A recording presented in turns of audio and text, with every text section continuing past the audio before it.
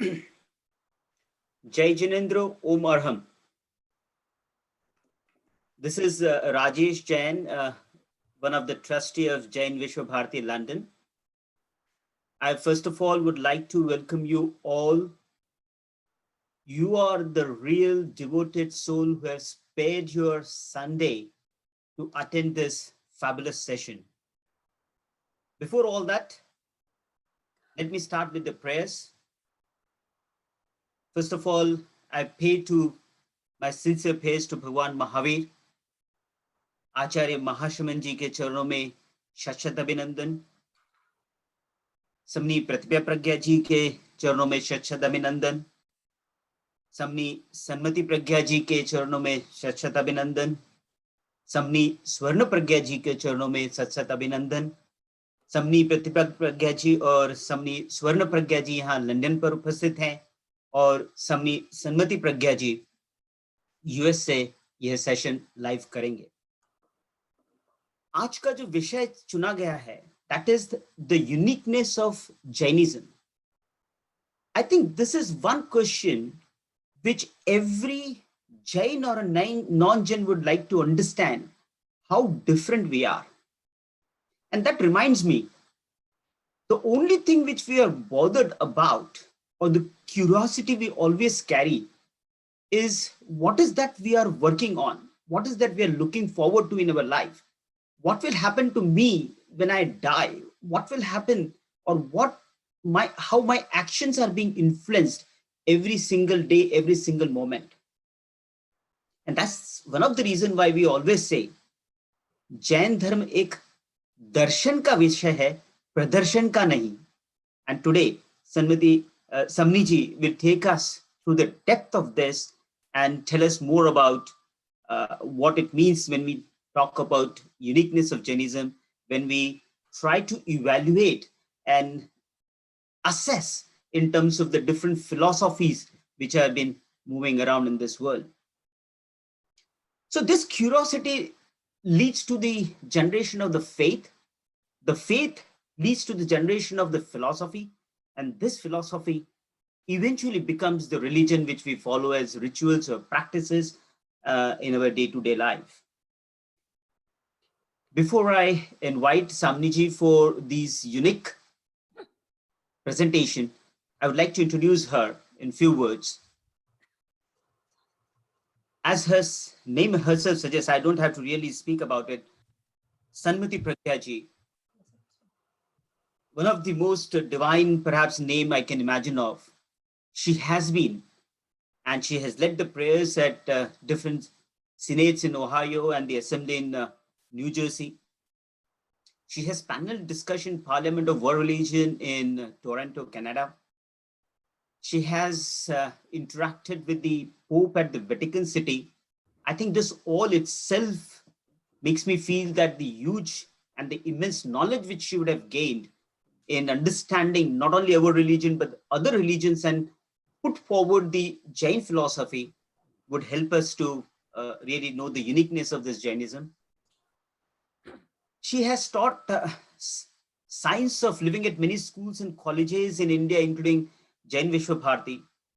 She herself holds 3 master's degree on Jainism and different aspects of it. She has been a strong influencer and player in terms of propagating the Jain philosophy by translating books in English, because most of the books which we have been publishing are predominantly looking into the Indian market in Hindi or Gujarati and other local languages. She has written articles on Jain philosophy, Jain lifestyle. She has composed many songs and poetry, stavans for us. And last but not the least, she is in the process of writing a book on curiosity. I think this is one single book, if one would like to read, I would be the first one to buy it and actually read what this curiosity means and how do I get an answer to this curiosity. With this, I would request Sanmati Pragyaji to take over this session from here. Om Arham. Today is the pious occasion of Bhagwan Mahavir's Keval Gyan Kalyanak. I would like to present a bhajan in Stuti.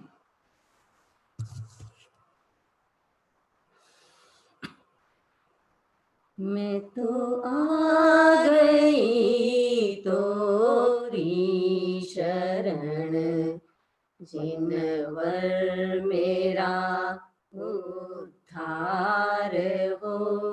मैं तो आ गई तोरी शरण, जिनवर मेरा उद्धार हो।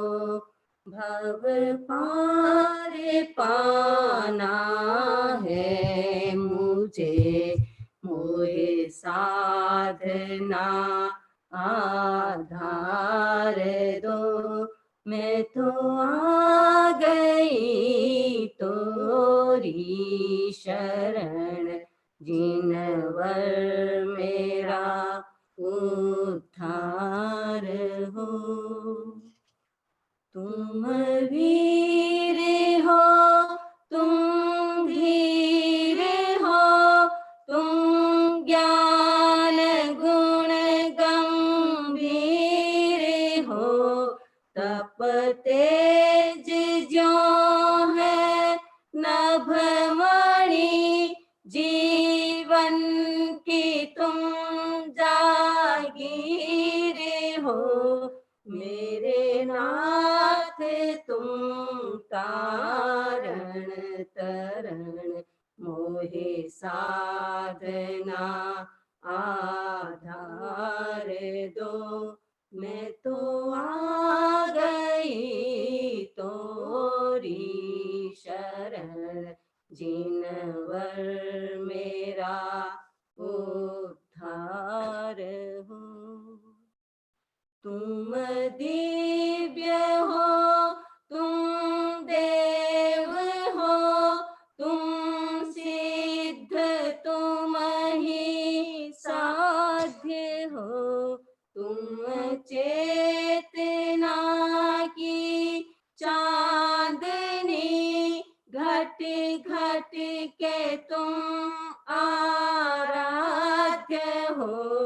है शुभ तेरा ये अवतरण, मोहे साधना आधार दो।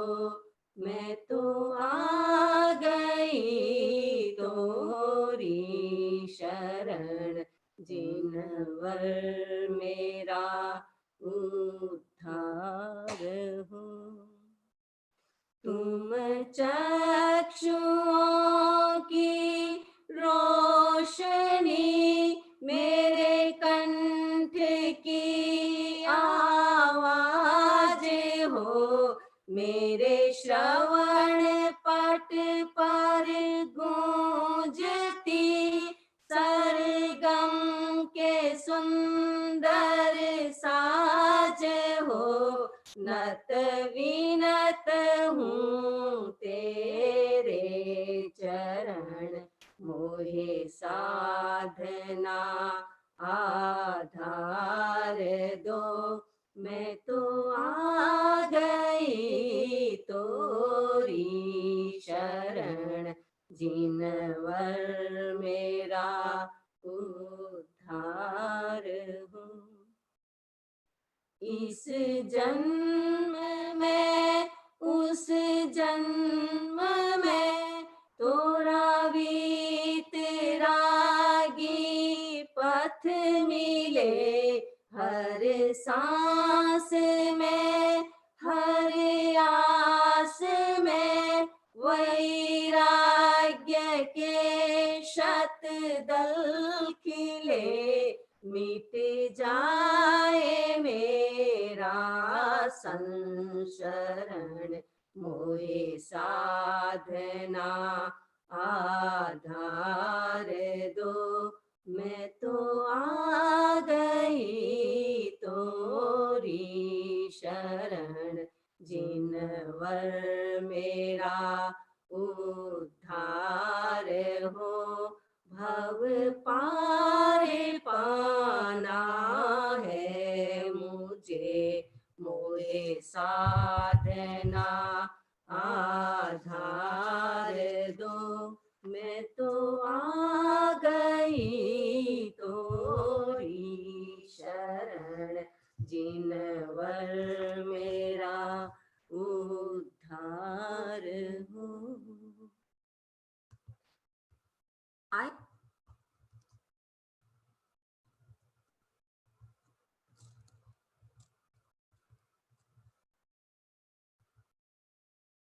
I like to begin with my highest tribute to Gurudev Acharya Mahapragyaji. Acharya Sri was the Guru of the Tera Panth Sangh, but Gurudev impressed all by his deep knowledge, intellect, and research-oriented nature. His thorough research of the ancient Jain and other Eastern scriptures led him to unravel many aspects of Jain philosophy that was not widely known. He enlightened the entire humanity with the formulation of Preksha meditation as a means to achieve higher inner consciousness. He also presented the Jivan Vigyan ideology to resolve various problems plaguing the world today. We have gained a lot from him, from his immense knowledge and wisdom. Above all, we consider ourselves very lucky to have sat next to his pious feet, as his sheer spiritual presence was a source of limitless blessings and inspiration.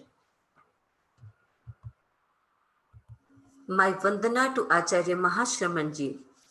His holy presence is constantly spreading the message of peace and inner tranquility. We are continuously inspired by his guidance and the spiritual practice. I would like to thank respected Samani Pratibha Pragyaji for creating this unique opportunity to present a series of talks on various aspects of Jainism and spiritualism. Samniji has so appropriately selected the distinctive occasion of our 10th Guru Acharya Mahapragyaji's birth centenary to give this presentation. Many of you who are the followers of Jainism know that the fundamental message from our Tirthankars is a path that continually purifies the soul, which further leads us towards a quest of spiritual clarity and liberation. The journey of personal liberation may seem long, but once a person embarks this pious path, one always finds a guiding and an aspirational guru. The path involves the three keys of gaining right knowledge, believing in the omniscient teaching, and putting right efforts in practicing them. Practice involves continuous refinement of understanding, continuous improvement of practice, and continuous positive changes in our nature and emotions.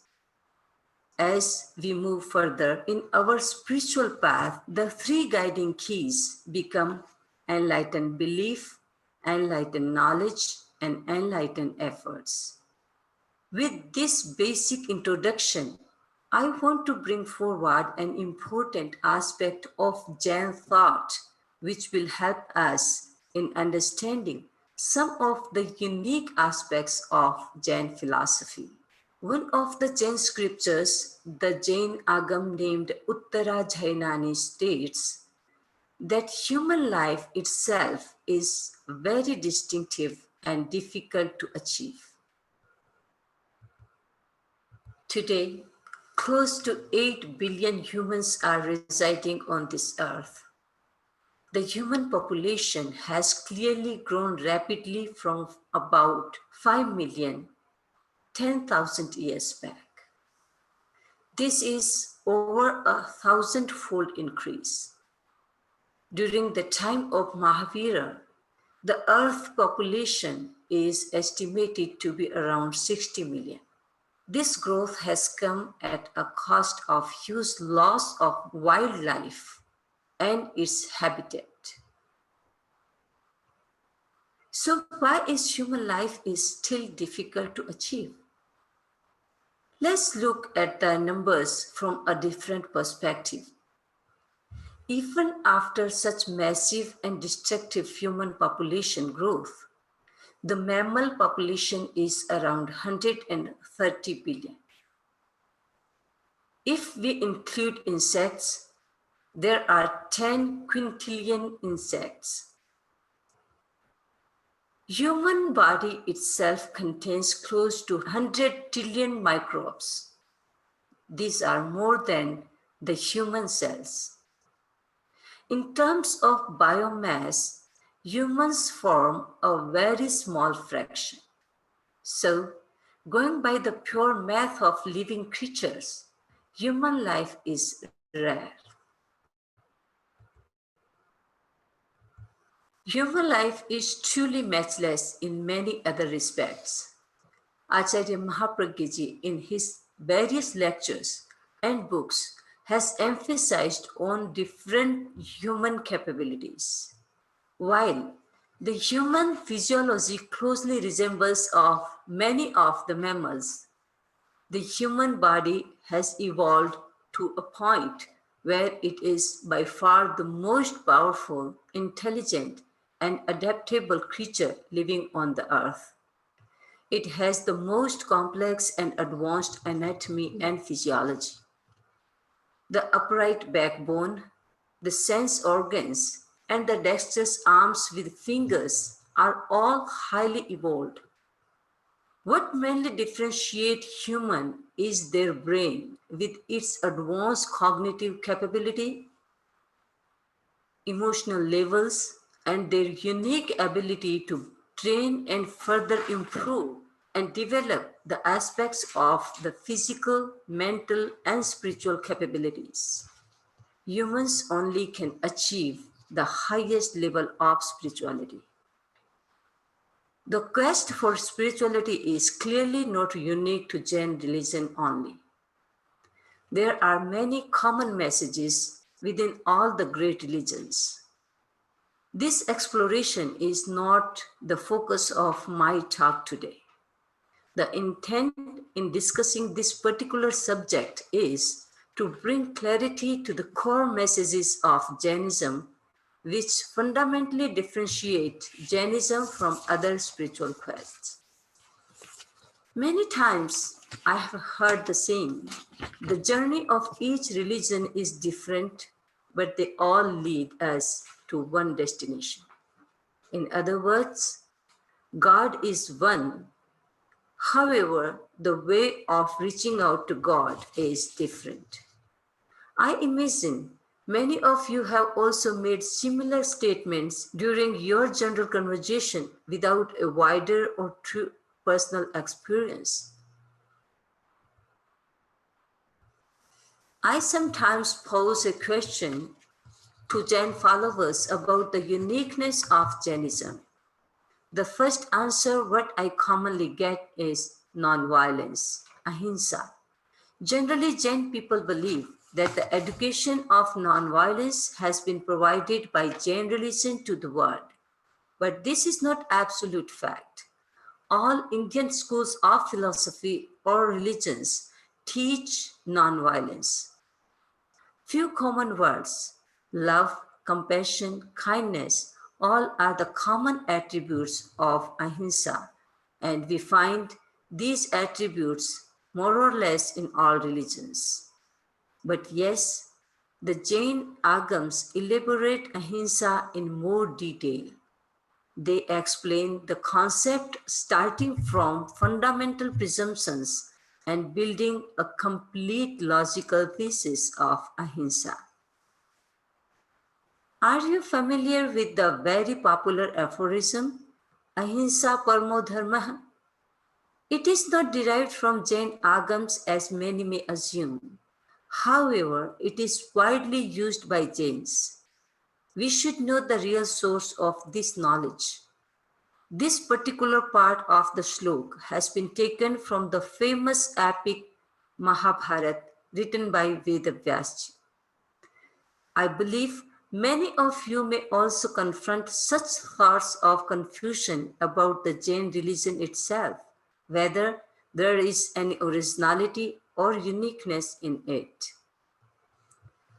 Jainism is about taking inner journey where one can discover and ultimately realize incredible inner potential. The approach it takes in exploring this immense potential is highly logical, multifaceted, and highly unique.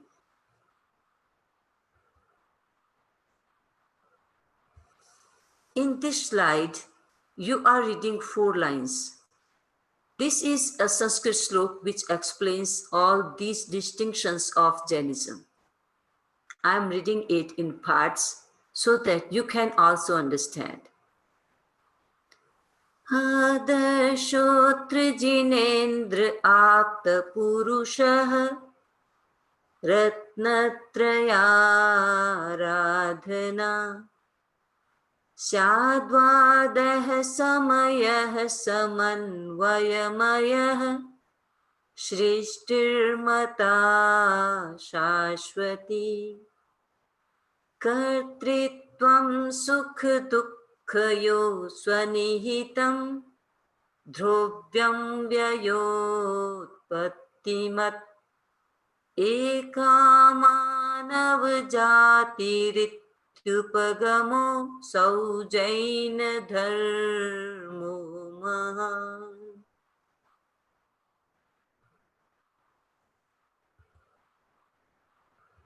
The first point is Adarshotra Jinendra Apta Purushaha. Jinendra is the idea. Why Jina is supreme identity? Because he or she is Vitaragi. The characteristic of Vitaragta is the proviso of super souls. I will make this point clear through a story.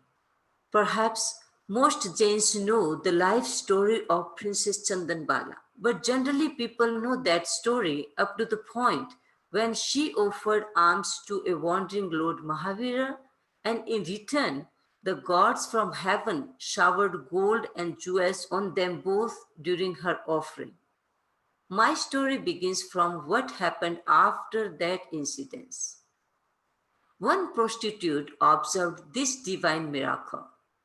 Impressed by the divine showering of jewels, she concluded that anyone who gives alms to his or her guru will be blessed by the heavenly shower of gems.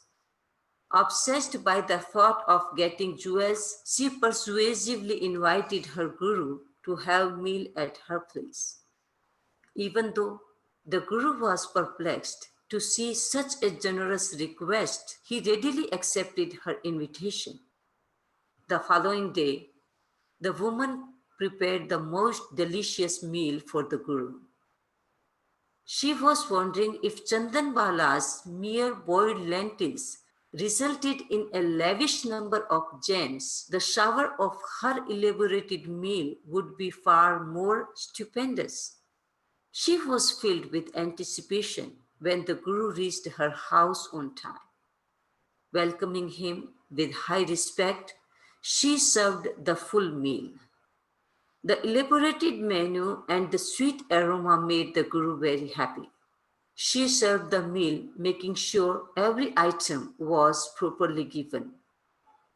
The Guru couldn't figure out this unusual behavior of the lady.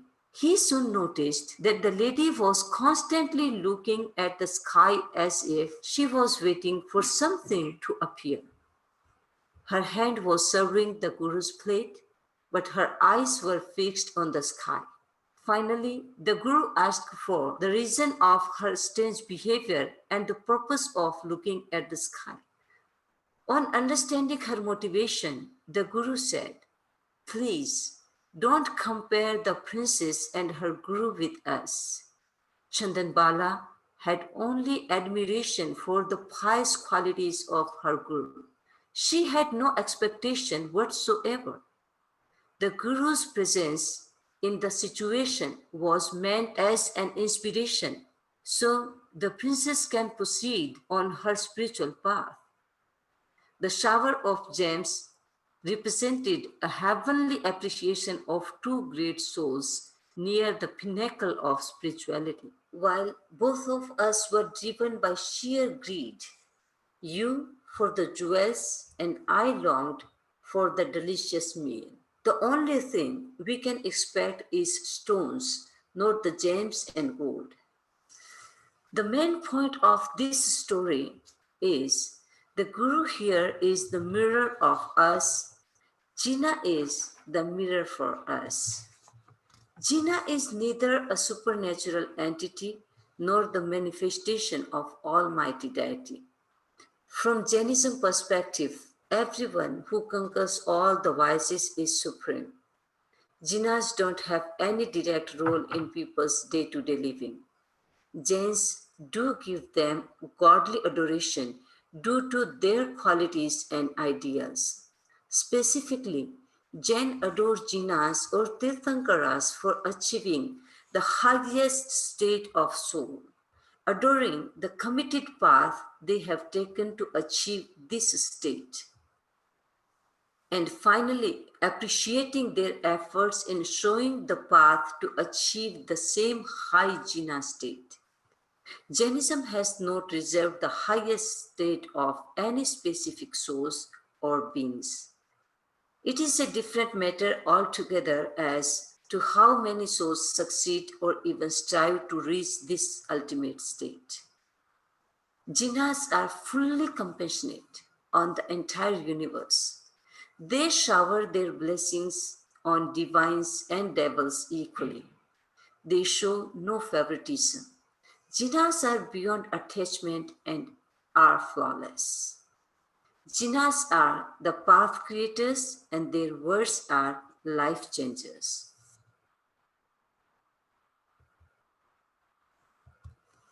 The second point is Ratnatraya Radhana. Following the trifold path is real way of worship. Worshipping God or Supreme Soul is common in most all religious traditions. Jainism offers the tri-path of purification that developed within the three wonderful merits of enlightened worldview, enlightened knowledge, and enlightened conduct. Enlightened worldview is our internal positivity to understand everything. If we have or we develop that purity at a level, our knowledge becomes enlightened itself.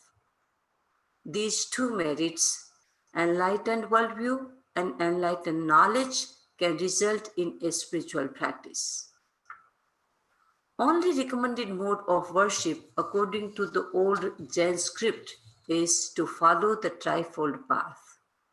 The motivation to adore or worship Jina is to reinforce within us the commitment to Jina's provided path.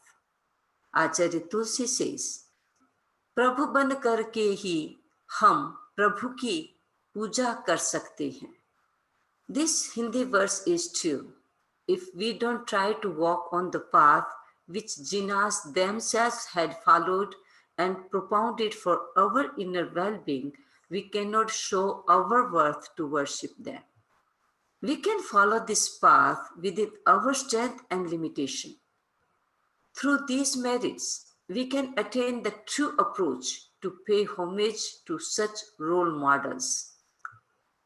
Traditionally, if we show appreciation or eulogize such souls, we will shed our bad karma automatically. In so doing this, the wishful seekers also garner the courage to walk on the path laid by the austere ones. The Jain way of worship, not for fulfilling the material interests. To repeat, worship in Jainism is to practice the path shown by the Jinas that lead us to the same state of them.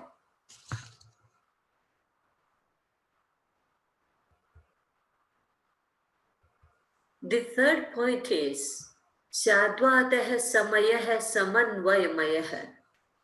The philosophical foundation of Jainism is Shadvat. It is a unique tool for expressing the truth.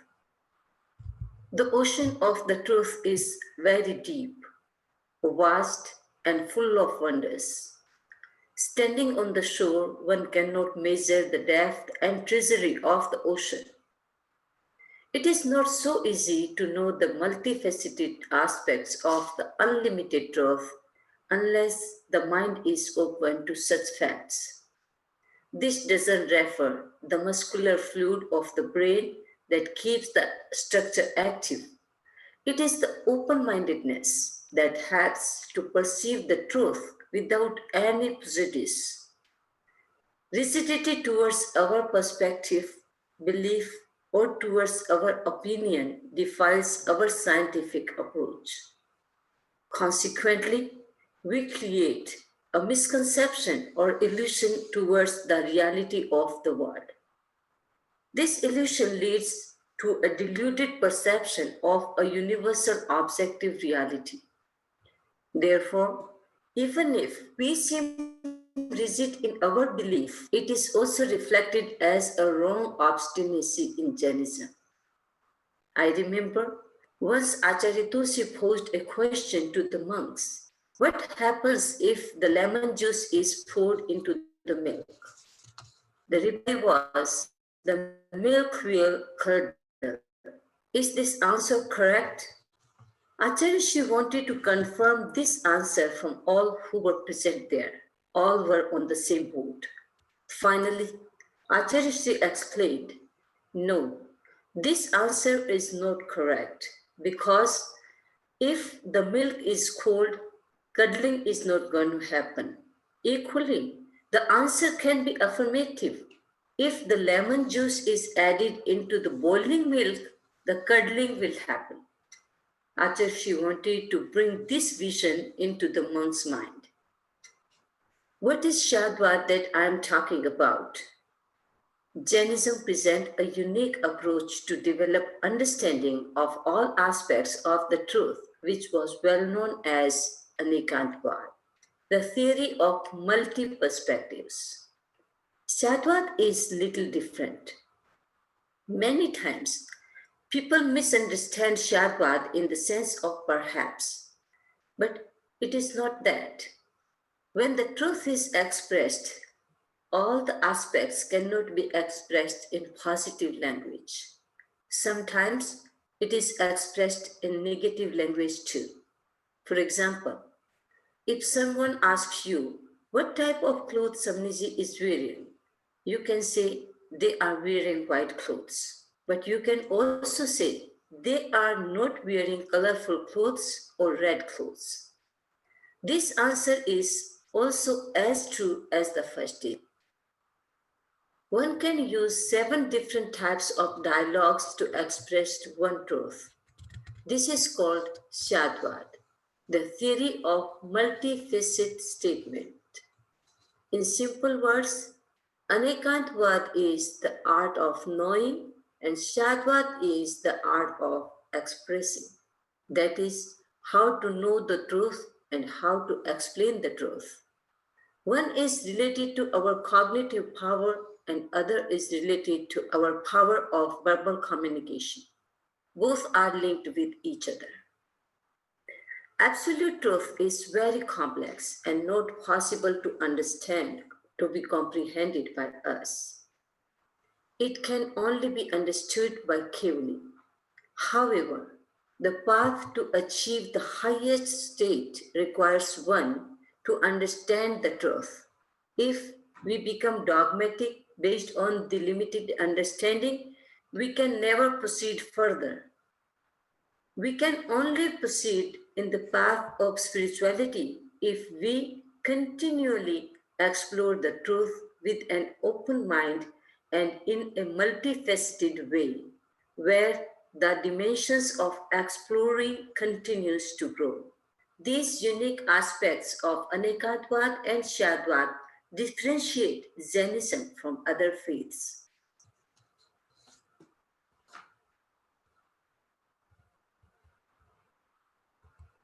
Next point is Sister Mata Shashwati. The universe is eternal and it is natural phenomenon. The 6 elements which make up the universe are permanent and natural. No singular entity had produced them, and there is no power that can abolish them. It doesn't mean that this permanence is static. The entire universe goes through the perpetual creation and destruction by nature. The changes occur in man-made fabrication and obliteration too. The time element provides a common ground for all the changes. What emerges gets destroyed over the course of time. One form may get destroyed, the another form may emerge, but the basic module remains constant. For example, as the potter makes the earthen pot, the mud loses its original shape and took a new form in the shape of a pot. But the mud didn't lose its original constitution. Mud is constant. Forms are perishable. Understanding that this principle is immutable, unchangeable, it can be applied to all objects for gathering the scientific evidences. Attributes cannot be separated from the elements. For example, the solidity cannot be separated from the earth. This is all because of the nature of the elements. Attributes cannot be eliminated from the base. The same applies to the modes. All three are inseparable. Transformation happens only according to the basic elements' properties and potentialities. The gist is that without permanence, the changes cannot occur, and permanence is not rigid for changes. In short, the universe can never be destroyed. It was and will always be. There is no concept of a permanent and final destruction of the universe in Jainism. The next is Kartritvam Sukh Dukhayo Swanihitam. The meaning of this line is every individual is responsible for one's own pleasure and pain. Jains believe that each living being is the master of his or her own destiny. There is no judgment day or a need for mediator for judgment. The present standing of our lives have been shaped by our actions in innumerable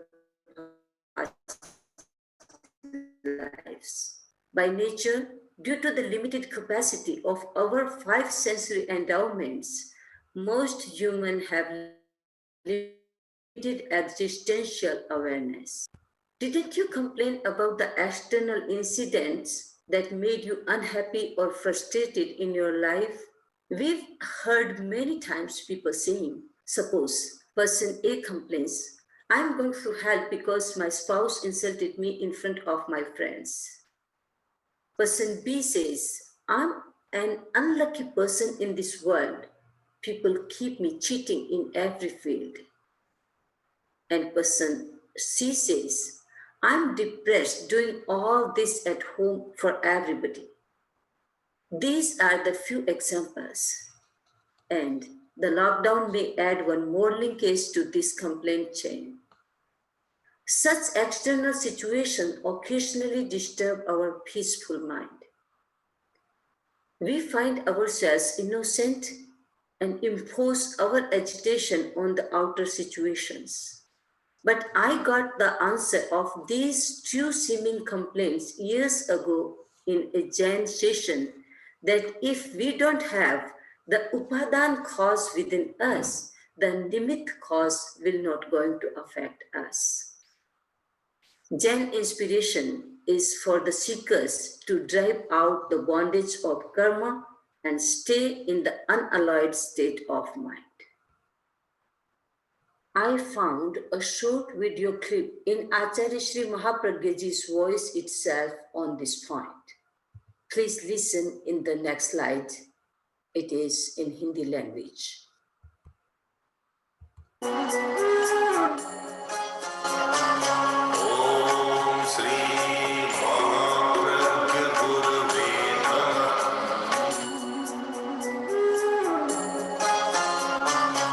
कि भाग्य का विकास भी हमारे हाथ में है, भाग्योदय भी हमारे हाथ में है, और भाग्यास्त भी, भाग्य को अस्त करना भी हमारे हाथ में है। दुखी बनना भी हमारे हाथ में है और सुखी बनना भी हमारे हाथ में है।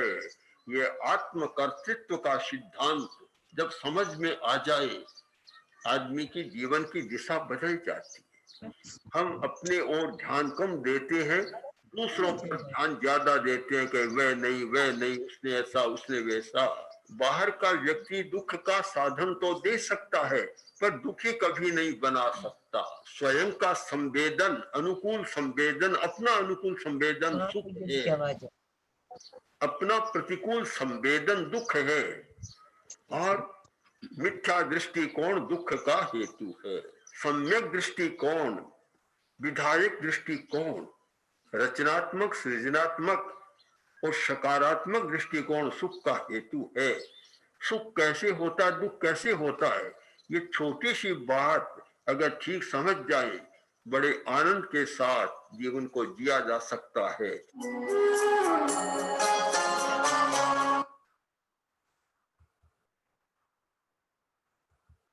The sixth point is Dhruvyam Vyayotpattimat. It means creation, destruction, and permanence together are the reality of existence. Let me give one story. A potter was busy creating an earthen shigar. However, just before completing the shigar, he changed his mind, destroyed the shape of the shigar, and began creating a surahi for containing water. The clay asked the potter, "Why did you not finish the shigar?" The potter said, "I have thought of a different idea and I have changed my mind." The clay said, "You have not only changed your mind, but you have changed my life. I would have had to bear the smoldering coals all the time, but now I will contain cold water in this scorching summer." The main point of this story is not about the shigar or a clay pot. What I wanted to show is transformation of the unfinished shigar into the finished water pot. One shape is destroyed, the other shape is produced. In both the situations, the base of the material, the clay, remains as clay. The basis of the truth related to the two types of existence is trifold: origination, that is utpatti; destruction, that is nash; and permanence, that is sthayitva. In Jain technical words, this is called utpad, vyay, and dhruvya. This is Tri-padi. The interesting thing is that this Tri-padi looks unique and opposite from one another in nature, but all three manners of existence are in one and one in all the three. Nothing can separate them either by any means or by any process. The emanation cannot exist without destruction, and permanence cannot be imagined without emanation and destruction. The same law is applicable for the attribute of destruction within three body.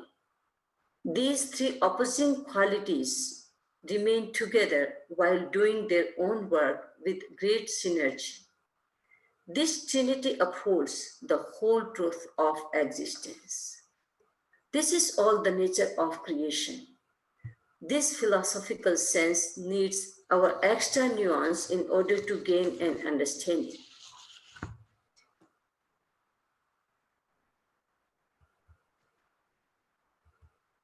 The last point is Eka Manav Jatihi. The meaning of this phrase is all humans are equal. In the real sense, the processes or protocols for ascendancy to liberation or becoming arhat are not limited to any specific person or a particular claim. Everyone has the capacity to reach the highest point of spirituality where the souls of Siddhas reside. Jain literature explains how some people who exemplify the qualifications and treasury of beneficial karma follow the path of austerity, destroy the seeds of rag, that is attachment, and dvesh, that is enmity, and attain the total purity. Those who acquire the absolute, wholesome, and complete knowledge are called Tirthankars or Kevlis, or God in a specific context. They, at the end of their life, shed their physical body and are sustained into infinity as the energy which is the soul. Never mind if these personifications are related to whichever worldly social system. Casteism or caste system is not logical nor appreciated in Jain religion. Mahavir asserted the human species is one. No one is higher or lower. No one is superior or inferior. The essential rule for that is the supreme state is reached only by one who is absolutely free from attachment and hatred, not even animus towards people of ill will. Attachment and hatred are the seeds of all sins, all bondages, and griefs in Jainism. Once the causes are destroyed from the source, they never grow again, as is the same of baked seeds. And the identical purity of Tirthankars can be attained instantly.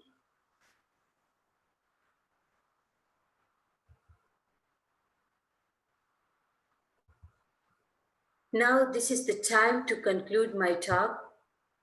Let me summarize what I have said today. There were 7 points I mentioned regarding the uniqueness of Jainism. Number 1, the supreme identity, Vitragta, free from attachment and hatred.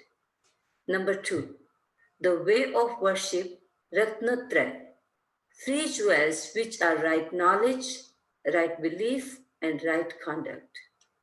Number 3, philosophical ideology, Shadvad and Anikantvad, the multifaceted statement and multifaceted perspective. Number 4, the nature of universe, Shashvatata, that is eternity. Number 5, the cause of present life, karma. Number 6, the truth of existence, Tri-padi, that is creation, destruction, and permanence. And number 7, social setup, no caste system. I hope you would have gained some knowledge out of this presentation. Om Arham. Om Aram, respected Shamriji. Thank you very much for the enlightening talk. We've been receiving lots of feedback on the chat that the talk was very fluent, a lot of clarity, and quite easy to understand. So thank you very much for explaining what seems to be quite complex tenets of our pristine Jain philosophy. You seem to have covered so many aspects, right from Ratnatrayi to Anekantvad, Syadvad, the theory of karma, the nature of reality. So you really, within 1 hour, summarized many of the difficult concepts of our religion. If there's any questions, I request for people to post them on the chat. Vandami, we have got one question which has come in. You mentioned that when people follow the Ratnatraya and they follow the supreme identity, why is the shedding of karmas partial and not complete shedding of karmas? And secondly, when you follow this, does the karmas only shed the bad karmas, or also the good karmas also shed? Actually, Actually, when we eulogize or we pray the god or Tirthankars, our internal chemicals getting changed, our hormones getting changed, and they become positive. So by Oh, that, thank shed our karmas. And the second question that we shed, hello, Yes, Vandami. are you Please listening? Yes, please carry on. And the second question is that we shed our bad karma or we shed our good karma. Actually, we shed our bad karma and we accumulate the good karma. Thank you very much for that, Vandami. One more question. How does Tri-padi happen in the Siddha state? That's a question from Madhumati. She's asking, how do you explain Tri-padi for the Supreme Souls? Actually, this tripadi is actually applied on existence. So when we look at the Siddha's life, or we are pondering on Siddha's state, that is the pure soul. So that soul also keep changing into Gyan, into Darshan, into Gyan, into Darshan, and Darshan into Gyan. So all changes happens over there also. Okay, thank you very much. And the one more question is, in terms of karma theory, Jains obviously believe, and also many of the Eastern philosophies believe in karma, the Buddhist philosophies, the Hindu philosophies. So what's unique about the Jain karma theory from other traditions? In Jain karma theory, in Jainism, when we talk about Jain karmas, Jain theory gives us right to change our karmas. We don't believe in any mediator to change or to hold our karmas and dominate our karmas.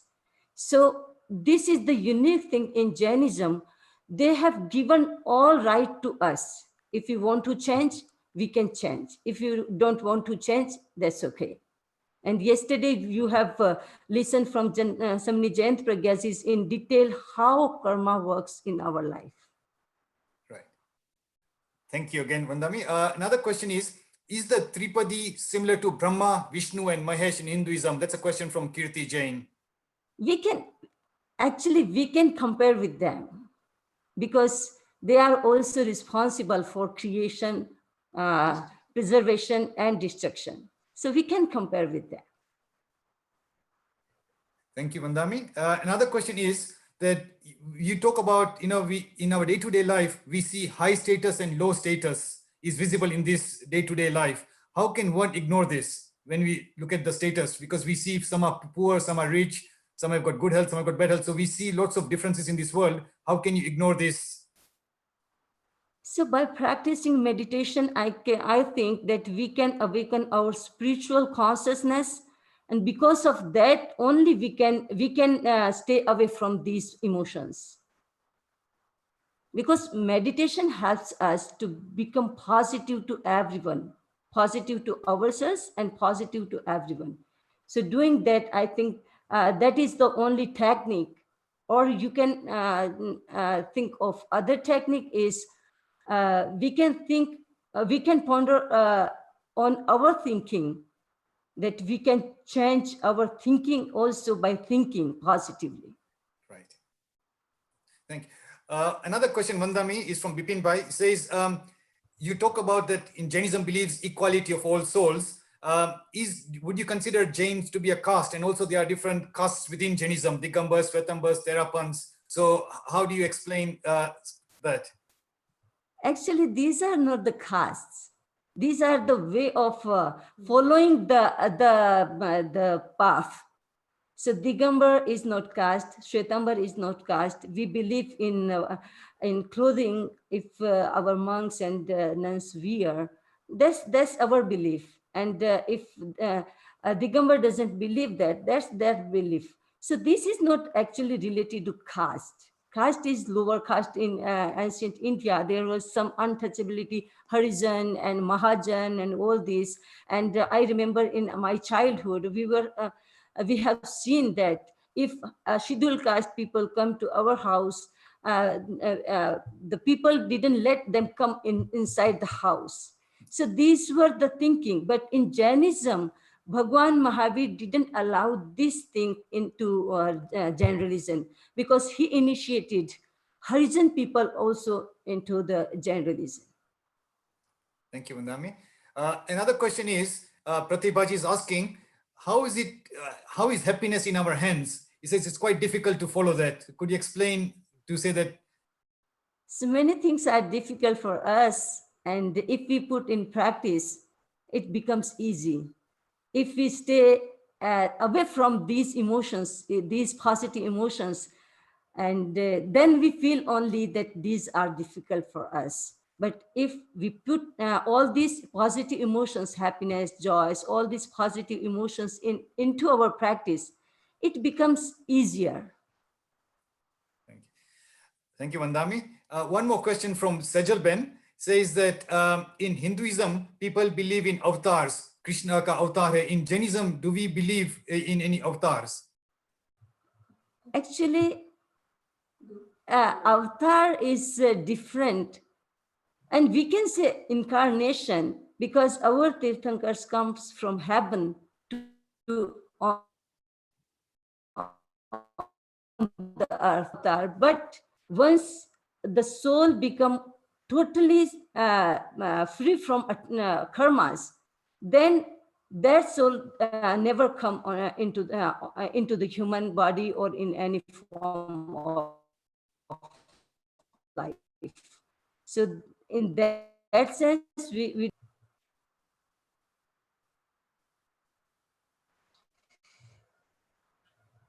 Thank you, Vandami. Another one question is, in the principle of Anekantwad, does it mean that belief in one guru or one sect is a violation of Anekantwad?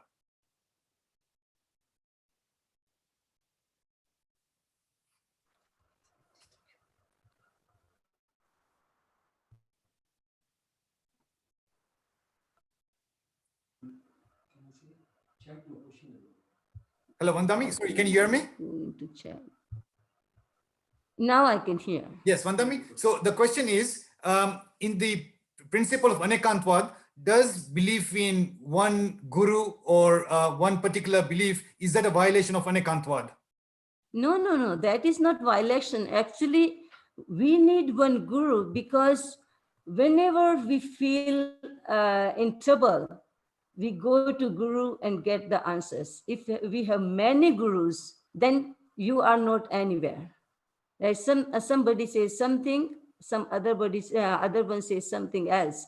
So our mind becomes confused. So one guru is different, but my guru is only the true guru. That becomes sometimes dogmatic. We should keep our mind open, but we should follow one guru in our life. Thank you very much for that. Another question is from Pratibhaji again. So Jains believe that all Ramayana characters were Jains. So why don't we worship them in our temples? I couldn't get your point. Yeah, please. The question was, Jains believe that Ramayana characters were Jains. So why don't we worship them in our temples? Yes, that is the valid question. We believe Ram has attained the salvation. He is now in moksha. But we worship only the omniscient people. Rama was not that type of personality for us. Right. And we worship only the Tirthankars, not the general Kevalis. We don't worship them. Right. So that is the also point, that we don't worship them as we worship Mahavira or our Tirthankars. Thank you very much, Vandami. And can I add, with the permission of Sanmati Pragyaji? Yes, Vandami. Yes. So as you see, like, this is openness of Jainism, that the flow of omniscience, the flow of Siddhahood is open to all. Tirtha Siddha, Tirtha Siddha, Striling Siddha, Pulling Siddha, means all are open to be, to attain the highest stage. So there is no boundary, no barrier, no religion, no caste. It is open to all. But the presenting, as she says, like Tirthankar are worthy to worship, and that's why we keep Tirthankar in the tradition. Those who believe in the temple-going sect, they always put the idol and statues and images of Tirthankaras, not the general Kevalis. Thank you, Vandami. Just one more question before I think, Vandami, we leave it to you. That Vinesha is asking that in Jainism it says ahimsa paramo dharma. Is the suggestion that ahimsa is in all other religions? So are we downplaying that it's not the key criteria for Jains, that also all other religions have got ahimsa? So, yes, as I explained in my that point, that ahimsa is not a specific point for what we can say that this is uniqueness of Jainism, because ahimsa is taught in every religion in any other forms, but all other 7 things are I see unique in Jainism. Thank you, Vandami. Or there's also one more question coming in from Bimal Jain saying that how do you explain destiny in terms of karma? Like, even if you know, if was it Bhagwan Mahavir's destiny to become a Vitragi? So how do you explain destiny in the context of karma? This is very easy to explain destiny, because Nikachit karma is destiny. So we have to face either good karma or bad karma. If they are Nikachit, we have to follow. Thank you very much, Vandami. I think I now leave it to respected Shramniji Pratibha Pragyaji to say the closing marks, and also for us to recite the Manglik if there's no other questions. Thank you very much. No, the ball is in her court. Because it is Sanmati Pragya's day, and she always so smart. From the day one I have seen her, so smart, so smart. So choosing this day, one side Bhagwan Mahavir's Keval Gyan Day, and the other side Acharya Mahashraman's Coronation Day. So Sanmati is really Sanmati, because her name is again one of the name of Bhagwan Mahavir. So ball is in her court, not in my court. So, thank you. Please. Thank you, Vandami. Thank you for we are all happy to welcome you, and again request you for the Mangal part. Vandami, if you do it, it would be good. More good to you. Thank you, Vandami. Thank you. Vandami Namusam. Namo Arhantanang, Namo Siddhanang, Namo Ayaryanang, Namo Uvajjayanang, Namo Loye Sabba Sahunang. Eso Panchanamukkaru, Sabba Pav Panasano, Mangalanang Chasabesing, Padmang Havai Mangalam. Chattari Mangalam, Arhanta Mangalam, Siddha Mangalam, Sahu Mangalam, Kevali Pannatto Dhummo Mangalam. Chattari Loguttama, Arhanta Loguttama, Siddha Loguttama, Sahu Loguttama, Kevali Pannatto Dhummo Loguttamo. Chattari Saranang Pavajjami, Arhante Saranang Pavajjami, Siddhe Saranang Pavajjami, Sahu Saranang Pavajjami, Kevali Pannattang Dhammang Saranang Pavajjami. विघ्न हरण मंगल करण स्वाम भिक्षुनो नाम गुण ओळख समरण किया सरे अचिंत्य काम अंगूठे अमृत बसे लब्धितना भंडार श्री गुरु गौतम समरिये वांछित फलदातार संभव नाथाय नमः संभव नाथाय नमः संभव नाथाय नमः ओम